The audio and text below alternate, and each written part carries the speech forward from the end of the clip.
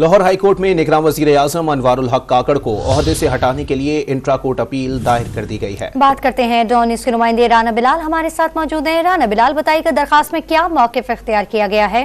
जी देखो, शहरी मकसद सलीम ने लाहौर हाई कोर्ट में एक इंट्रा कोर्ट अपील दायर की है, जिसमें निगरान वज़ीर आज़म को बजरिया प्रिंसिपल सेक्रेटरी और इलेक्शन कमीशन को फरीक बनाते हुए ये मौक़िफ़ इख्तियार किया गया है कि 15 नवंबर को निगरान वज़ीर आज़म की 90 रोज की आईनी मुद्दत जो है वो मुकम्मल हो चुकी है। आइन में कहीं भी 90 दिन से ज्यादा निगरान वज़ीर आज़म रहने की इजाजत नहीं है। और इसके साथ साथ दरखास्त गुजार ने अपनी अपील में यह भी मौक़िफ़ इख्तियार किया है कि सिंगल बेंच ने हक़ाइक़ का दुरुस्त जायजा नहीं लिया और दरखास्त मुस्तरद कर दी, लिहाजा Lahore high court single bench की दरखास्त मुस्तरद करने का जो फैसला है उसे कलअदम करार देते हुए निगरान वज़ीर आज़म को फौरी ओहदे से हटाने का हुक्म जारी करे।